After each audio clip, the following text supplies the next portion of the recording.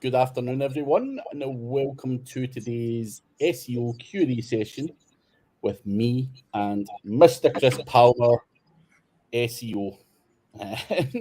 Check him out. Go check his channel. Go check out his stuff. I don't even know why I introduced you, Chris, because I think after about 2.5 years, people know who you are on here. But hey, I'll just do them as part of the formalities. Yeah. But check him out, and do check out ODYS top right hand corner. If you're interested in aged domains, they always help you get off to a great start. If you're launching a new affiliate campaign or whatever, so go for it. But today we're here to answer any of your questions, whilst I am pretty much a broken man in Prague, being at a conference. And when someone invites you to an affiliate conference, guys, if you're ever in that position, make sure you look into the finer details, because I am at a porn conference, believe it or not. Predominantly porn, Pornhub, porn stars, porn everything.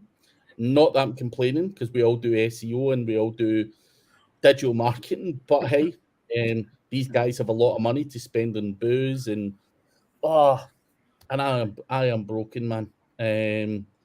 So so please sympathize with me and make sure that we have plenty of questions so we can get through this fast. That's what we need. But we have some hellos. Jonesy is here. Good to see you, Jonesy. Flavia, hello. Paul Oggy Ogden. Mr. Chris Palmer's in the chat. Hey, there he is. You can multitask. Yes. Michael Likens, how are you, bud? Thomas, the Train Toys and More, sent his buddy to you, Chris. You guys spoke today. Yeah. Always good. And Randy Rodet, it was a very late night. I am broken to the core. Ask Graham Grieve. I was out today, and dude, I literally felt like throwing myself in front of a fucking bus. I felt that bad. We went out for lunch, and it was not good. Was not good. It was a rough one. But hey, it was fun. And by the way, Michael, after being at the conference properly for the first time with all these porn guys, never say never. That is all I'm going to say, because these people are making big money. So if there's a market for it, if you're prepared to sign up, why the hell not? Hey. The first question is what is a mature cluster? How is it identified, and how it can be combated or must be replicated on my website to have the ranking power of an article that is in such a cluster? So break it down. What the fuck is a mature cluster? I don't know, man. I'm sorry. Even the I don't want to say it's a foreign concept, because I completely understand topic clustering and siloing and how they differ. However, a mature cluster, I'm not really 100% sure. This is a word that I can only blame Brad and Mike. Cluster maturation was the exact word that one of those guys used. But a mature cluster is an aged cluster. It's just getting a bit of time under its belt. The URLs are indexed, blah, blah, blah, blah, blah. There's nothing really scientific here, or anything that you can do. Something you have to start building your topical clusters. They are going to be new at the start. We're all in the same boat. Cluster maturation is just Google's understanding of your cluster, indexing it, understanding what everything is. That's all that is. It's just a term that's thrown around to make things seem a little bit more difficult than they really are. But hey, that's just my opinion on it. I like to simplify it slightly. Yes. But each to their own. Mike and Brad are good friends, so and it's always fun to see people grabbing some of the terms that they throw around, such as linking, edging your links, and various other bits and bobs. So yeah, just another term. But the thing is, different countries, different languages, different people use different terminology. It's all the same fucking thing. But Randy says, Chris, you're a big floating head. Whoa. Flavia, no problem. We are always happy to help. So, guys, keep the questions coming. Hello, Heinrich LaRue, who followed me on Instagram as well yesterday. Heinrich, I'm trying to build my Instagram following, so get me on Instagram, guys. I love it. Hello from Newfoundland, Canada. Alison Patricia. You are a newbie in here. I've not seen your name before, but good to have you here. It's always good to have new members. And that's the person's name, not me going ouch. And anyway, I'm starting a website. It's now 6 months up and running, and they have 2 questions. Question 1: my site is not indexed in Bing, even when I use the site : what would that potentially be because of, Chris? Well, Bing makes things a lot easier. You know, if you have a Google My Business, make sure you sync those to the Bing platform. And then also too, Bing has their own webmaster tool, and it works very efficiently and quickly for Bing, at least. So what I would do is go over there and submit your sitemap to Bing, also crawl those pages. And I would venture to guess that you will show up relatively quickly if you're having an issue now. Chris, I've got a second question to ask. Sure. On I's behalf, do you submit all your shit to Bing? Don't lie to me now. It depends. It depends. Yeah, like my stuff, yeah, but not everything. No. Just thought I'd throw that out there. But A goes on to say, how can I build backlinks because I've no budget and all people I message and guest posts want money? Is there a way, Chris, to build links if you've no fucking money at all? Is that possible? So if you don't have any money to buy links, then maybe instead of looking at links or ways to build links, think of ways to create more content. So if you can't build the links, then maybe you just need to swing at a lower target and start building out content, because if you can't afford the links, you probably can't buy content. So start writing content, so that's what I would aim for, my friend. Start pumping out content.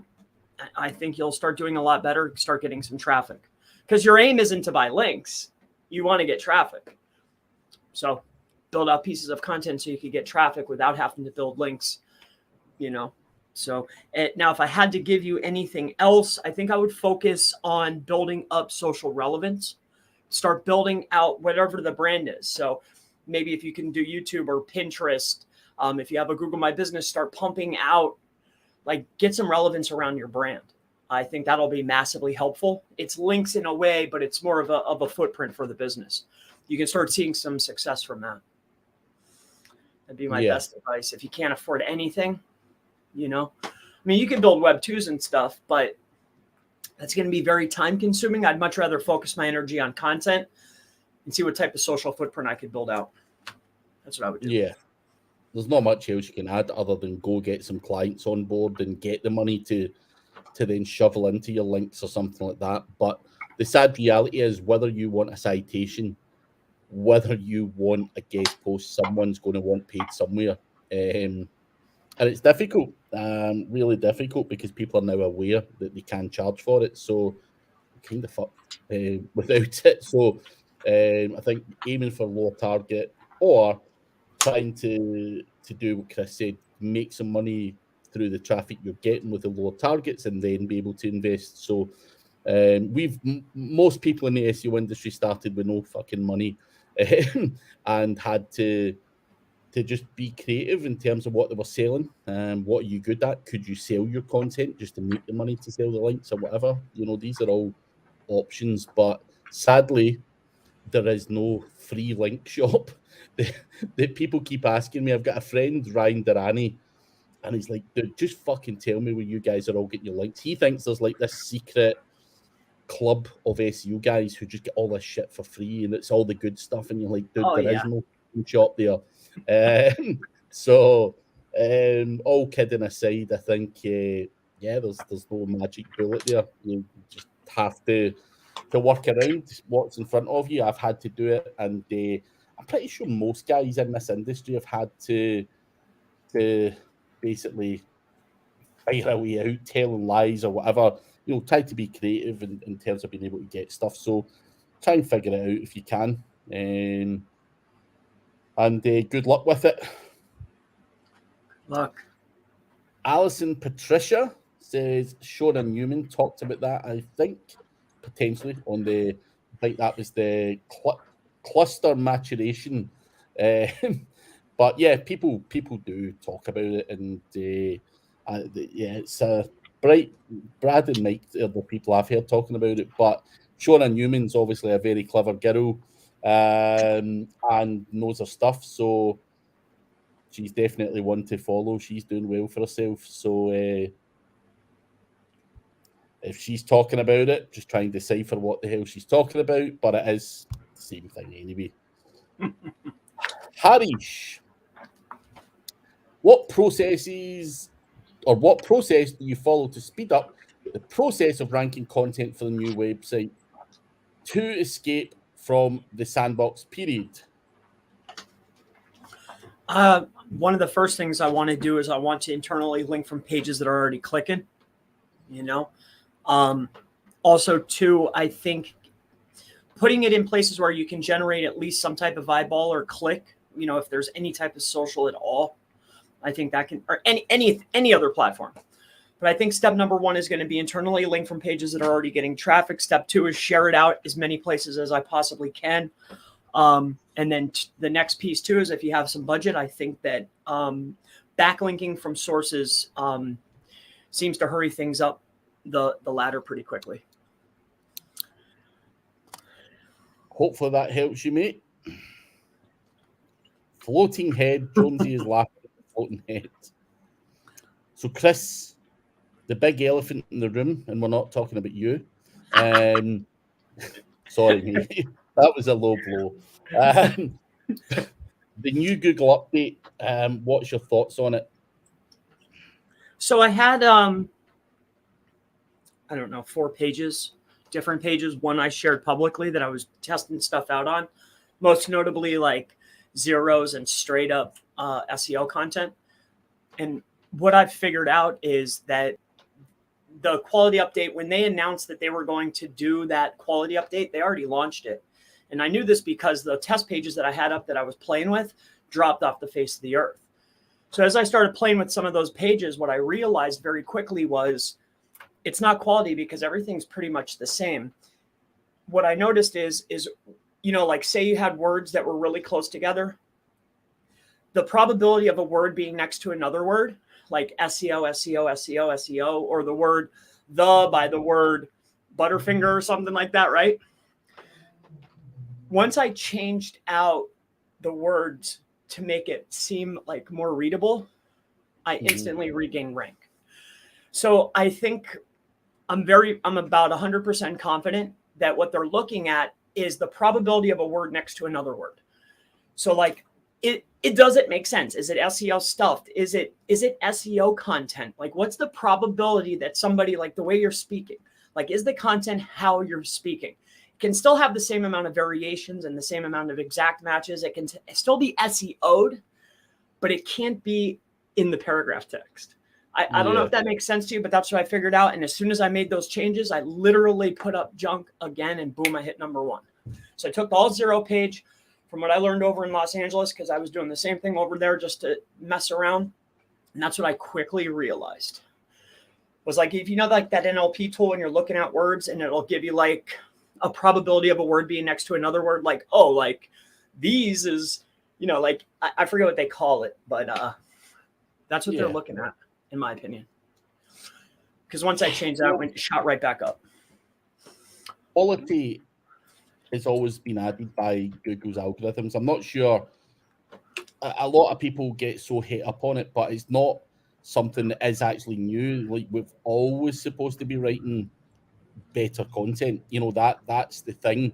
And obviously they are potentially now figured out a way, like Chris says, using their AI or whatever to detect, you know, words and usage and stuff like that. So I think just raising the bar. It's the same with link building when there's a link update or whatever. The only people that are angry are the guys that are fucking cheaping out on it. And you know, really realistically, we all want a cheap deal, but I think you just have to do the job properly now. So yeah, that's just my theory on it. But hey, what the hell do I know about Google and their internal updates? No one really knows the true answer. But SEOs will always find a way around about it and figure it out and tweak a few bits. So try and test is the best you can do with content at the moment, if you have been slapped in any way. Facebook user doesn't come up with your name here today, but what did you boys do before getting into SEO? You've been doing it since you were 12. So, Chris, what were you doing before you get into SEO? I was working at a travel club, and that's how I got into the SEO. Was from a travel club. I mean, my dad was messing around too, but I was working for a travel club, basically. I guess. So, doing what? Like in the travel club, was it like admin? Was it sales? Like what type of work? Sales. I first started off doing the pitches, and then we quickly moved into dropping the mail and then getting like 3 or 4 people to do the pitch. That's it. I was working for a travel club. We were dropping mail, offering out complimentary vacations, get people in a room and see if they want a travel package. Interesting. Yeah. I get into SEO early. Around about 20 years old, 21, whatever it was. I had a bunch of dead ends, sales jobs, admin jobs, customer service jobs, call center jobs. I even worked in Burger King at one point as well. I left school, had no fucking clue what direction I wanted to go in, and thankfully stumbled across SEO in the early days, and pinch myself still to this day thinking, how the fuck how did you go from that to this? But you know, obviously internet came out when I was probably 17, 18, and I think an unhealthy obsession with the internet came very quickly because it was all new and just pure luck. So yeah, I've been fortunate enough to make a career out of it, and happy days. So if you've been doing it since you're 12, mate, I think you're doing a very good thing. I see a lot of young kids trying to get into things a lot earlier than they potentially could or should be. And I keep telling people the story. I went to speak in India a few years ago, and a young chap came to see me. Umar Qureshi is an Indian boy, and he flew 4 hours out of his own pocket just to meet me. And I seen a few of these guys there, similar age, with suits on, all hustling grown men. And do you know what? You don't see that back where I'm from. You know, you don't see it. So massive, massive respect for anyone at a young age that's hustling, trying to earn a few quid on the side and learn a new skill. Do you know what? I've got the utmost respect for anyone, because when I was 13, I certainly wasn't, doing these things. I was, as I jokingly said before, probably playing with fucking dolls or some fucking thing. When I was 13, I had no idea of business, money, or anything. So great to see it happening. So good luck. If you've been doing it since you're 12, hopefully it's worked out for you. Great to see, though.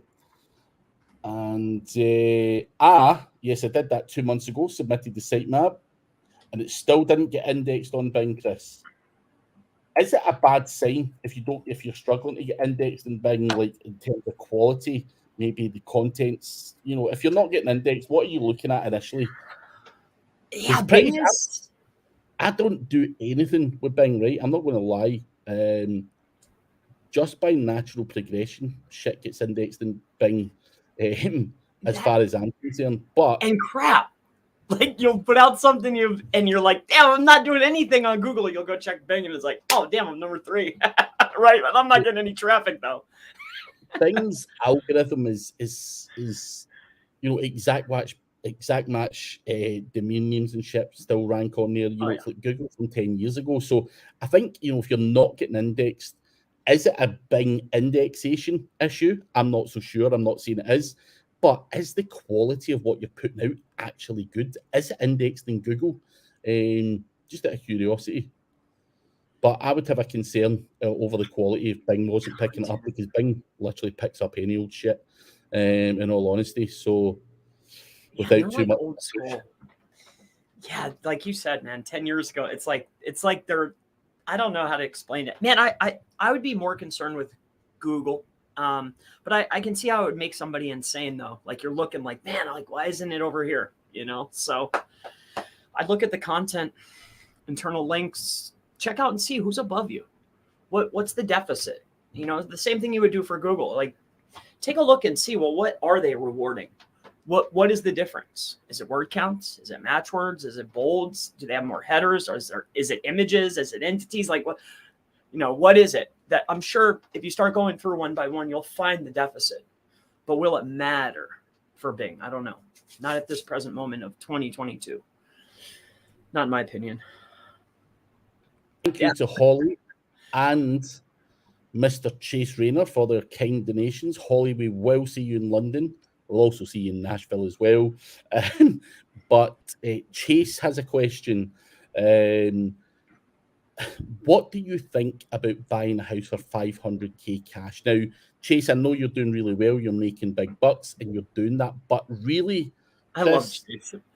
Is this a wise investment to sink 500k of your own cash into a house? Now, I think it's a good thing to do, Chase. I would never. Is that the best use of your money? Would you not leverage debt to get that house and, invest that money into something that was able to basically pay that house off for you? Would be what I would be thinking, rather than, you might have 10 million in the bank, you might have 2. I don't know the answer to that. However, is sinking 500k cash into anything a wise investment? A lot of these rich guys leverage debt to make money, and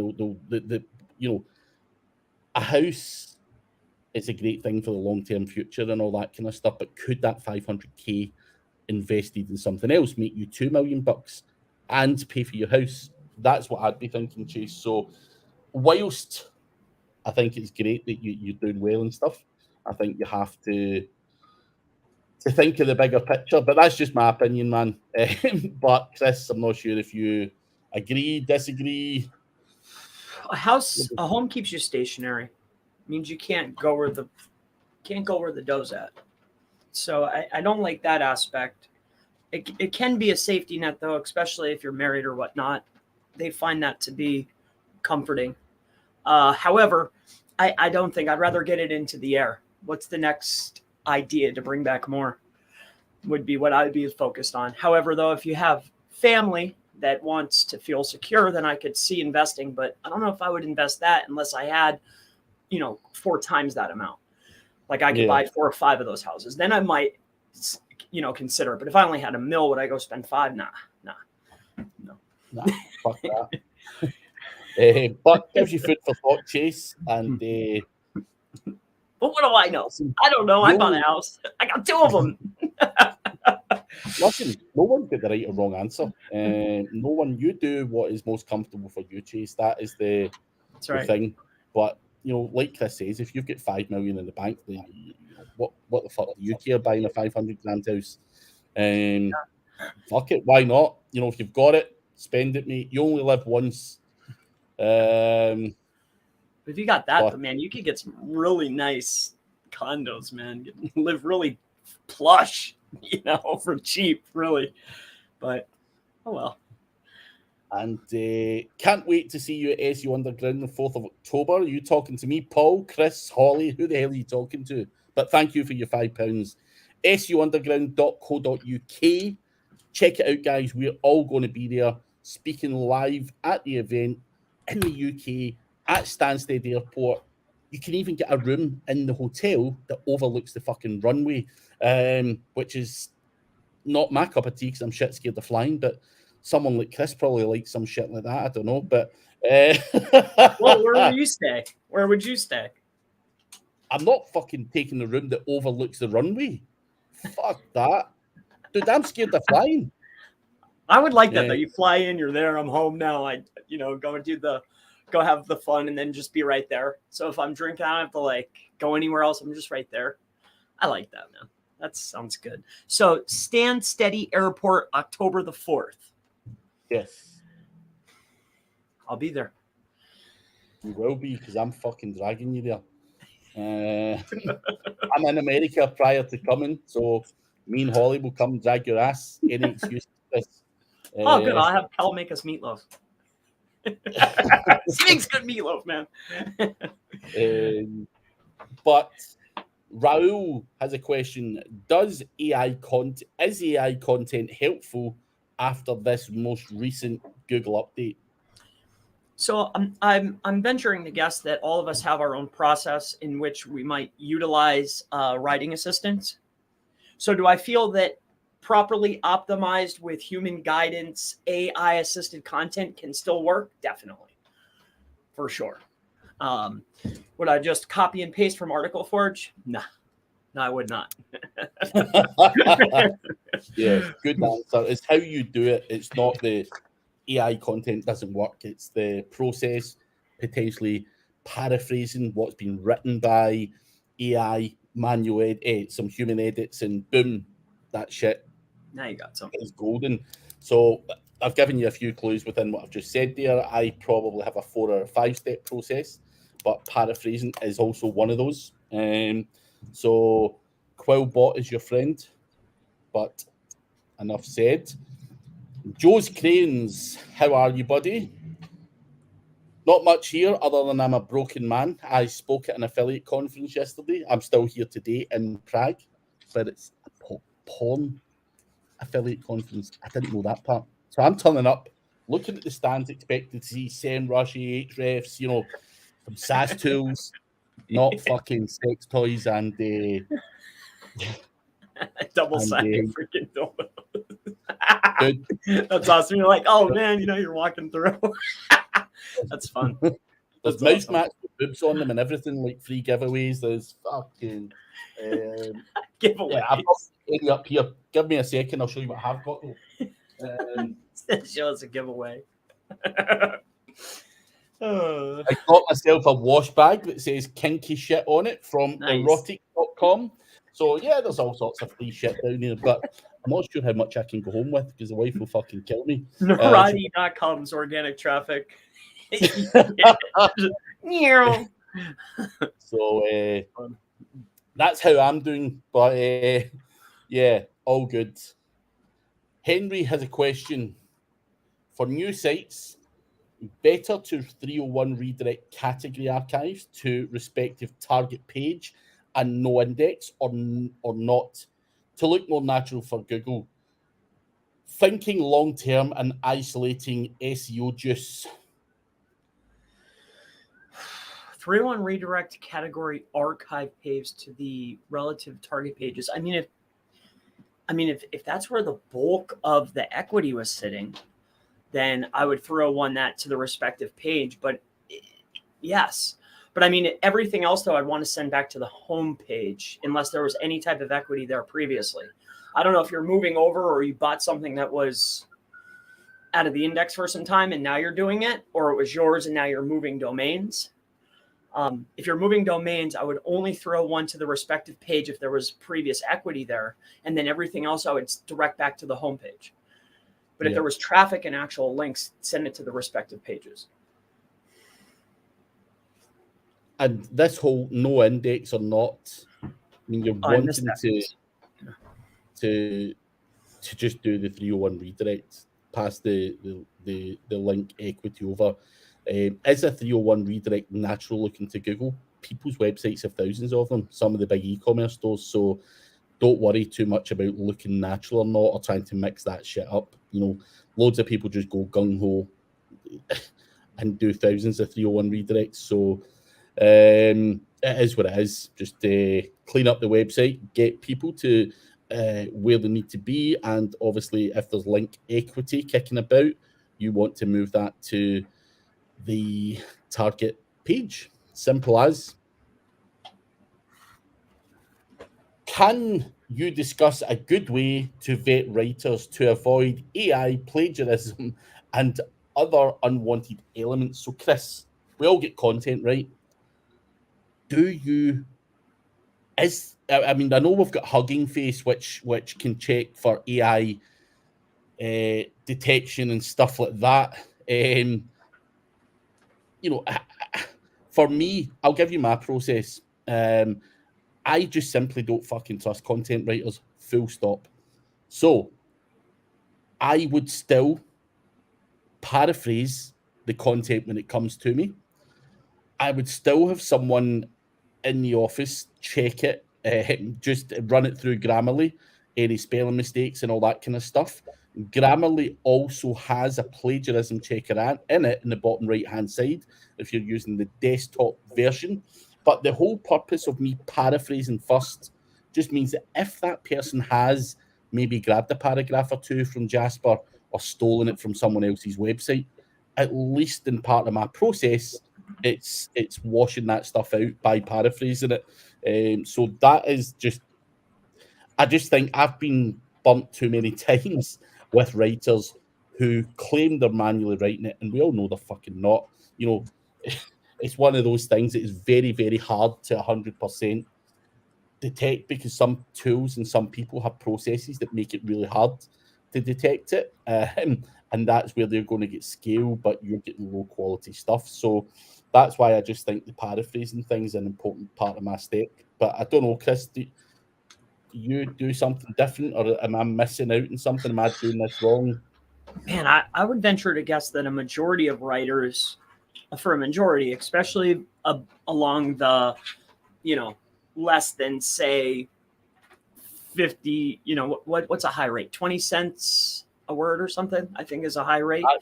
High rate, yeah. That's like stupid high, 5 cents a word, stuff like that. I think anything that's budget friendly, they're probably using some type of assistance. So as far as vetting them, the plagiarism check, they should be giving you that, like a Copyscape report or a Grammarly report. But I think it's definitely a great idea to go ahead and run it through Grammarly. As far as vetting them, I think that's up to you, because one person's idea of quality content is going to be wildly different than the next. So try out a few writers, take a look at the content. If it meets your criteria, you've now vetted your copywriter. There you go. Hopefully that helps. Yeah. Facebook user says confirmation email didn't receive. I'm not sure what that's in reference to, but if you just tell us what that's in reference to, we'll try and get it sorted. I don't know if it's something to do with Chris or even Paul Hogden at SEO Underground. I'm not sure. So let me know and we can give them a nudge and see what's going on. TG Bowman Jr. I built social profiles for my new website. What can I do to help get the social profiles indexed so I can move on to a citation blast? So you've built out citation profiles 99.9% of the time. Social profiles, some of the top tier ones. I know there's some other smaller ones, but your Facebooks, your Twitters, YouTube, Pinterest, these types of platforms, they're probably going to index themselves over time. So I would just move directly in. If you're running a local site and you're concerned about citation, move into the citations. The next piece is going to be once you build out like maybe some type of foundational links, whether you have your own sites or maybe you're using Web 2s, that's a good place to share in those citations and also your social profiles. That'll help assist get that footprint in the door. Like your sites actually start ranking for the brand name, things like that. Yeah, that's what I would do. Build them up, interlink them. Be on your way, brother. Glenart has just purchased 2 large infographics for his website. What are the best way to get those infographics noticed by outsiders other than putting them on the homepage or in a prominent place? Yeah. PR blast, social media, get influencers to promote it.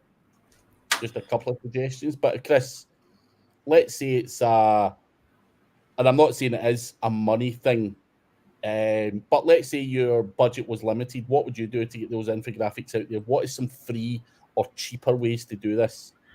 So there's a lot, and it varies by niche.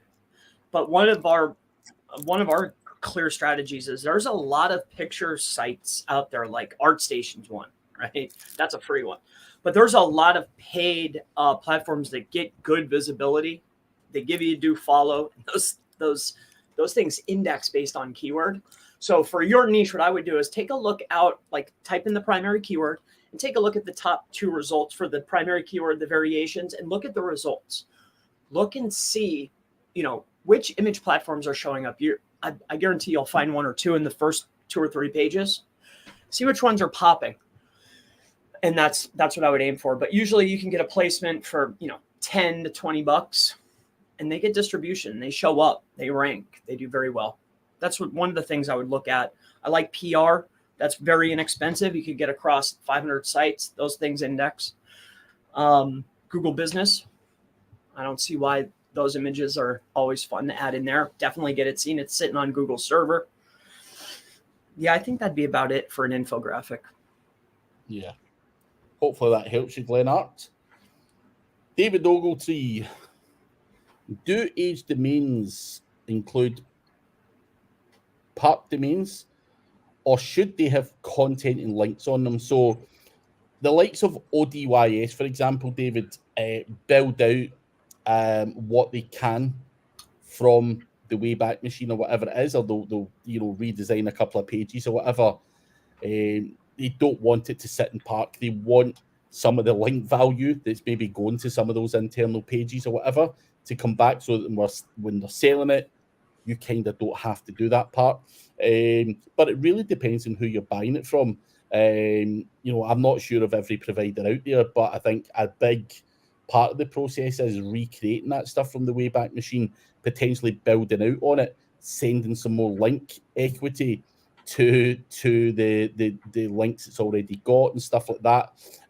So the big missing part of the process is making sure that all that shit comes live again, and then switch it out if you're going to do redirects, build more pages, whatever the hell you're going to do with it. So you have to make sure those links and old URLs and everything are back in Google's index before you then proceed to removing the old content or going in a different direction. So hopefully that makes sense to you. So if I was buying an age domain, David, I would personally like it someone had done that shitty little bit at the start, like ODYS do. They even give you a new logo and stuff like that you can crack on with as well. So I think these small touches do make a big difference, which is something that just saves us a bit of time and a bit of effort, because it's a pain in the ass. But Chris, would you agree, disagree, add anything to that? Not much to add. I agree.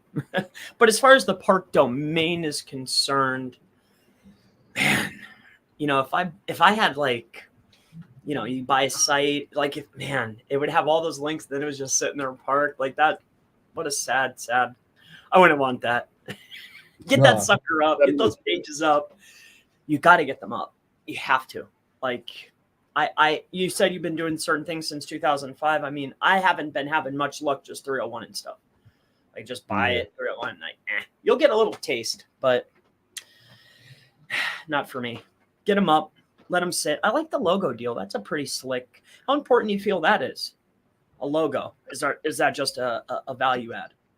I just think it's a value add. I don't think it does anything, but it just means that if you go and buy it, it's got a logo there that you could potentially run with. They're just trying to make it its own unique presence, because obviously it's an age domain and it might have been, you know, a big brand or whatever. They obviously don't want you to go out and potentially copy the other guy's logo from the Wayback Machine. You know, the best natural advice would be to rebuild from scratch. And I don't know if maybe adding that logo in there just gives you a logo and there's not going to be any copyright issues or anything that may come back to haunt them or whatever. So I think they're trying to steer you away from potential problems down the line more than anything. You know, I don't think it's got any huge SEO benefit, but it's these small gestures, because they run into problems like this all the time.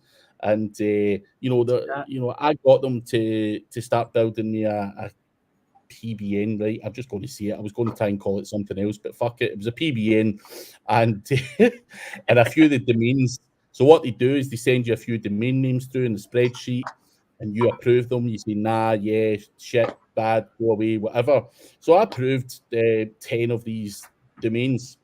So the builds are happening, but then further into it, some douchebag came, I want my fucking domain back, kicking up a proper stink and all that fucking stuff. And you just have to give it back. You know, you can't be robbing someone's stuff. But that happens fairly infrequently. But you know, the poor guy had just let it go, or his admin team let it go. He didn't know anything about it, and he just wanted it back. So it would have just been drama. So there probably is certain nuances that ODYS do that kind of help try and make shit like that not happen. Mitigate. Yeah. Makes sense. So there you go. Oh, so you mean to tell me that most people aren't going out there finding domains, downloading the entire site, and just setting it up exactly how it was and changing out the URLs that were previously outbound to theirs?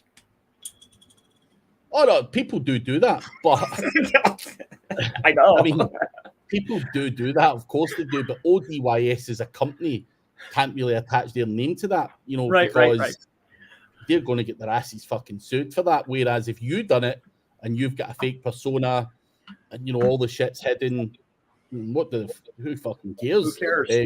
Hide where it's hosted through Cloudflare. What are they going to do? There's fucking nothing you can do. So yeah, but the PR answer is that's not supposed to fucking happen. Although it does very frequently. So yeah. Not often I try and advise in the edge of caution, but hey, got to be good, got to be nice sometimes. Anyway, Colin Young, how do you think the new Google helpful content update will affect the likes of Surfer, POP, and similar tools? Will these tools adjust? They're going to have to, right? Of course. I mean, they're on-page tools, but I still think, yeah, they're going to have to adjust. My opinion doesn't matter. Yeah. You know, the optimization is still the optimization. Google's still a closed system. They're still going to show you the winner. You know, they're still showing you what's being rewarded. At the end of the day, it's there. Here's the blueprint. Now, do I think that the way we get to the blueprint needs to be slightly modified? Definitely. Yeah. But yeah, still there though. Heinrich, no problem at all, mate. We're always happy to advise. So keep the questions coming. We still have a bunch of questions to go to. We've only got 17 minutes left, so we'll try and get through as many of them as we can. This was at 6:19, this question, or 5:19 even, depending on where you are. Is it okay to publish 300-word articles for easy questions? For example, how to add a contact in WhatsApp. There's not much to be said. 300 words or less will be enough to answer. So what's your thoughts in this, Chris? Because I read an article and I can't remember who wrote it or who said it. If you can say something in less words, then that's fine. You don't have to hit a specific number of content or do you? That's the, this is always debated, and but 300 words or less, I would start to argue the point at that point. Is that going to be enough? It really comes down to the level of competition and what the other guys have got more than anything. Whether you think you can say it in 300 words or less, and whether Google's rewarding everyone who's got 600 words or more, you're going to have to fight with your own self on the right thing to do there. But I'm not a believer of you have to write 3,000 words on every fucking thing. If you can say something in a shorter, more compact way and deliver the answer to the query, then I think you're fine. But I think 300 words or less, you're going to struggle for anything competitive. And when you're talking about how to add a contact in WhatsApp, I'm just making the assumption that that's fairly competitive. So I think you're going to need to do more than that. That would be my opinion. I would figure out what's the mean of the top performers. And then, what's...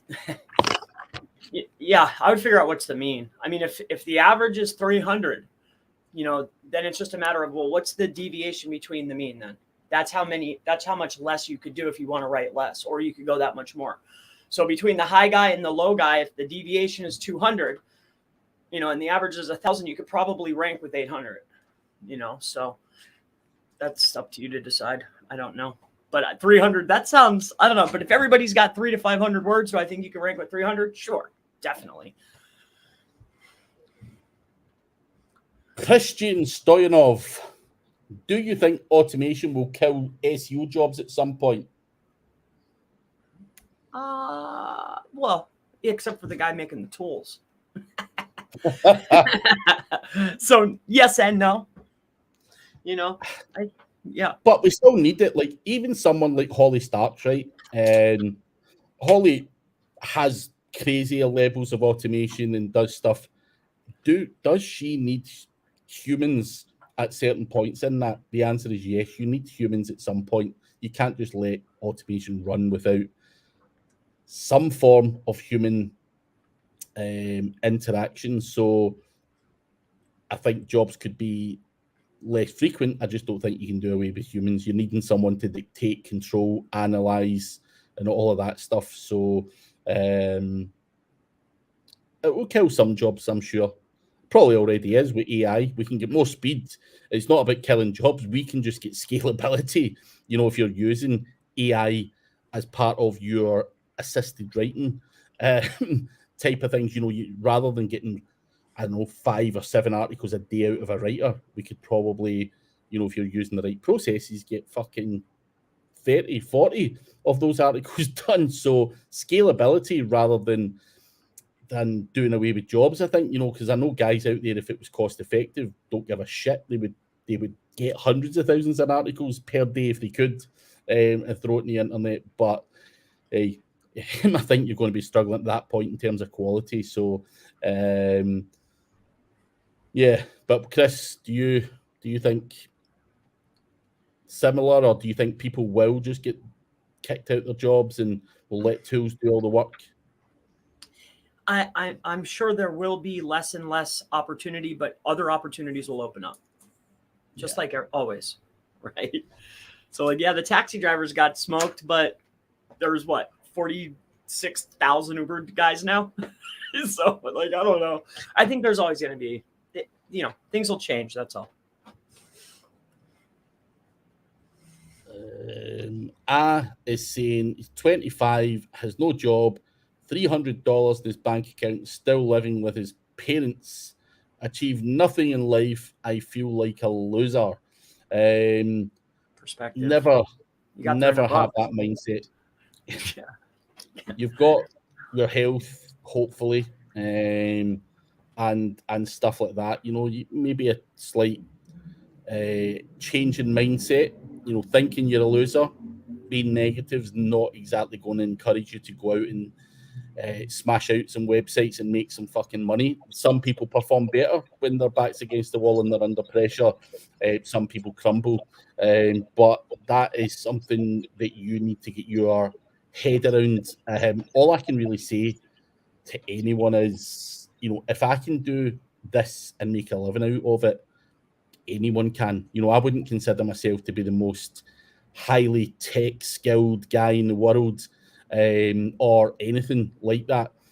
What I am is a very hungry and enthusiastic guy, and would shovel shit to feed my family or whatever it was going to be. I have a strong personality and desire to win at what I do. And I think these are the key skills which, you know, make me. I might not necessarily be the best SEO in the world. I'm certainly not,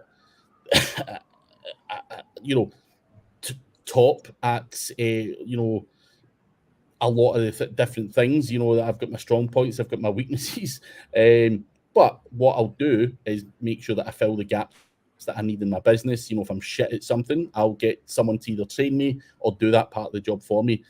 Everyone's the same. Chris Palmer's no different. Holly Starks is no different. The difference between these guys and maybe someone like yourself at this moment is they're just getting up and doing shit. They're hustling. They're making it up as they go along. They blow shit up. There's no special thing here. This is all just self-taught shit. And listen, you might be going through a rough time, but I think, you know, you've got the opportunity to learn a lot on the internet and stuff like that. So all I would say to someone is never give up, because if some of these guys can do it, including myself, then, you know, it is humanly possible to do it. So it takes time, be patient, but have something inside you that G's you along a bit. So yeah. Anything to add to that, Chris? Nah, 25, got 3 bills. Got your parents are there? No, there's nothing to add. No, I think you're in a good spot. Got a lot of time. You got $300. Your parents are alive, and it sounds like you don't really have that many bills or obligations. Nothing but opportunity, my friend. Gareth Boyd, 29 now, unfortunately. I guess Craig was in Digital Point and Site Point. Good days. Jordan Pierce, good to see you, mate. And that Jordan's another hustler that has done very well for himself as well. So lots of good guys in here, Chase and everyone else, all fighting to make money, even including Paul Hogden. I wish he would just earn enough to buy himself a new shirt. But I'm only kidding, Paul. I'm only kidding. Just giving you another wee shout out there for SEO Underground. Just adding a wee joke in as well, just to make it not so obvious. But seounderground.co.uk, guys, if you want to see us all in person. Early bird tickets are available until the 31st of August. Only $195. Get your ass over there. Randy, Chase Rayner, considering inflation and interest rates, you can still effectively have a negative interest rate, inflation rate interest. So getting a mortgage today is still a good deal. Ronald Osborne, good to see you, bud. And Randy is dishing out advice to Chase there. You take that 500K and look to make a multi-door apartments investment and earn some very nice returns. So many different things. He adds in the small print. I'm not a financial advisor. Invest at your own risk. I'm looking for an instant indexing solution. What can we give, Chris? Indexing wise, Sandbox. There you go. Try out Sandbox. That's a good opportunity. Look at the links though. Garbage links are hard. Go build more. Yeah, they're tough, man. Like GSA stuff, tough to run through those tools, man. Scrape box comments, tough. You know, indexation rates at 30%, maybe 33. I don't know. Somewhere in that range, though. Look at about 30%. I think you'd be a happy camper. I see guys mentioning, 80%, 90% indexation rates. Yeah, with guest posts. They're like, show the link list, and it's like, primo domain, DR40, DR30. I'm like, that's better index. trying to index trash. Yeah. Anyway, Rossa, I will be in touch. I'm currently in Prague speaking at an event, but I will reply to you either later today or tomorrow, and we'll sort something out for sure. Yeah, I've been traveling the last few weeks and doing other bits and bobs, so I've been crazy busy, but I will get back to you, I promise. Alison, Patricia, wouldn't that reduce the word count if you paraphrase? Yes. Not always. Nah. It can No? add to it. No, it can add to it as well. It can work either way for you, depending on what the content is. But there you go. But write more, paraphrase it, play around, and Interesting. So you're taking some type of a assisted or cheaper copy, right? Mhm. And then you're utilizing what's the tool, phrase or something else, or Quillbot? Quillbot, yeah. Why Quillbot? Because You it's just the like how it fucking runs? dude, it's the best tool I've ever fucking seen. And I'm not joking. Pound for pound, that's the best tool I've ever seen. Interesting. So ask Marcus Lawrence on that. Marcus Lawrence, I joke with a lot of people in real life. You know, I'm quite a jovial character. I like a wind up and all that. And I told Marcus Lawrence about Quillbot, and for about 6 months he thought I was just pulling his leg. And then when he got it, he was like, "Oh my fucking God, why didn't you tell me about Quillbot quicker?" And I'm like, "I did like 6 months ago." Because I had other friends as well that were using it. And he's like, "But I thought you were fucking kidding on." And I'm like, "I don't fucking kid on. When it comes to SEO shit, like I'll joke about everything else. But when it comes to shit, I found this really good thing or whatever it is, I don't joke about that." So Quillbot is really good. So get on it, guys. Boyd again. Can you recommend where to buy tier 2 links? Do you still offer this, Chris? Still need to reorganize that call with you, Chris. Whoops. Are you still selling your edits, Chris? I got tier 2s. Yeah, I lowered it. I think like $2, $2 a piece. They're like, I don't know, DR 10 to 25, somewhere in that range. They're all different. But yeah, $2 a piece. Organize that call. Got 1,300 of them. Adding them every day. Just bought another couple hundred sites. Yeah, that's what I've been investing in, Chase. Websites. It's fun. Listen, whatever gives you the return on investment, Chris. It's fun. It's very fun. I have a lot of fun. The productized services, though, you know, Jordan actually seeing some of his, like, I know it was just a simple thing, but I saw like he had that meeting when we talked, and like the way it was productized, like even the platform that I saw him on, that's where I saw that with him, right? And I was like, man, this is so much better than monthly. But then when you start like rolling, it's actually, you know, the grass always seems greener on the other side, doesn't it? Always, mate. You always want what you don't have. I love it, but it's definitely not easier. But Housewash PA, can you get more aggressive with buffer sites and send more CTR to them than your money website? Yes. I learned these lessons, almost all lessons, the hardest way, right? Keep track of the buffer sites.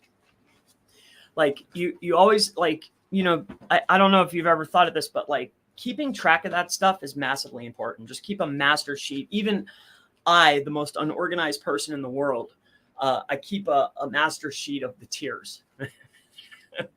So, you know, even I do it.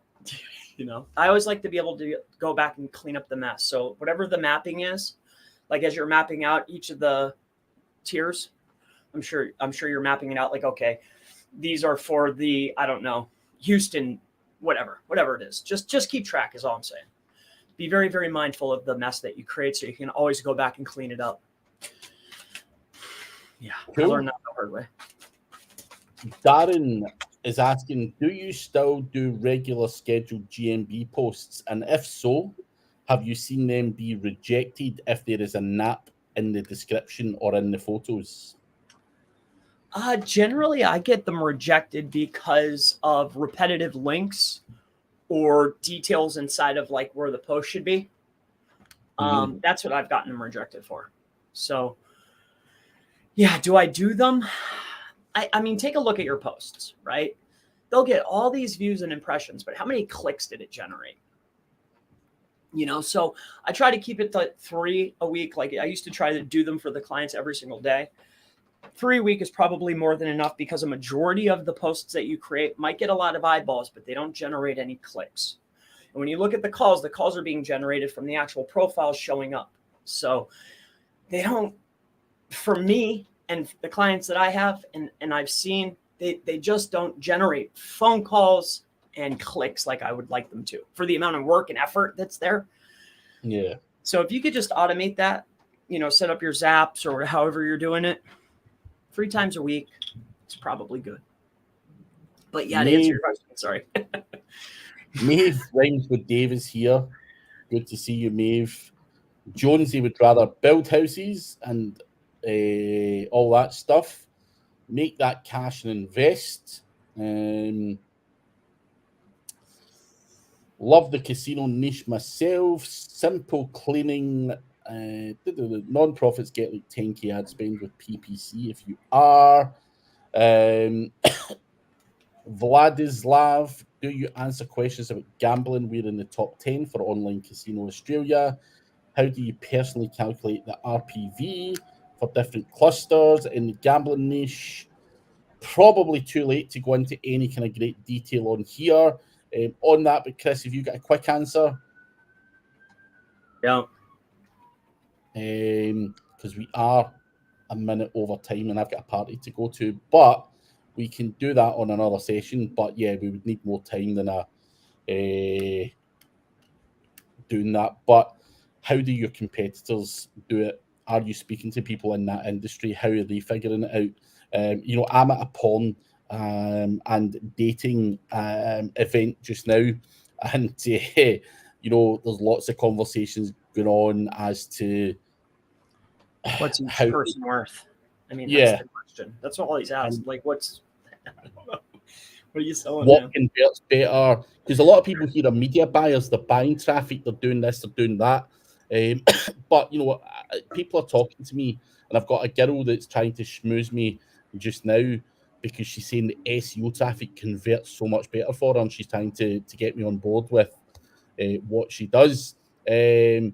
So, you know, how do you personally calculate the RPV for different customers in the gambling niche? I'm not a gambling expert, so I'm probably not best to answer that. I think you would need to ask someone who's super active in that niche. Yes, I've worked in it and all that kind of stuff, but I'm probably not the best person to ask either, just because there's so many. You know, from what I hear, there's too many different things to it to give you an accurate answer. So the easy answer though is like, how much money did you make this month? Okay, how many visitors did I get? Divide that by the money. There's your RPV. Revenue per visitor or customer, whatever it is. But I'm sure there's a much better way. Last question though, Black Jays. Either of you had a positive experience with CTRFI, Just Get Access? So have you tried it, Chris? Gentlemen in the group have tried it and really seem to like it. I guess it has a magnitude of features, but I think the basic functionality of spinning up the website seems to be one of the better ones. So the guys like it. I never tried it though, so I can't really say. I've never heard a bad word said about it. I have tried it. Did I try it in any great detail? No. Did I find it potentially expensive going forward? When you're spinning up those websites and stuff, it can be fairly costly, you know, in the long run. However, some good things have cost money. So I think, fucking hell, wait a minute. Maeve rhymes with Dave has changed her picture. I just wanted to see what you look like, Maeve. Chris, I still need to reschedule a meeting, so looks like you've got a lot of rescheduled meetings, Chris. Awesome. I'd like that. Yeah, just Hassle, grab it, guys. please. But on that note, guys, we are out of time, and I've got a party to go to. Enjoy. So enjoy, everyone, and we will catch you at the same time next week. Do check out ODYS, and do check out Chris Palmer SEO, and we will catch you guys same time next week. See you next week. Enjoy your party, Craig.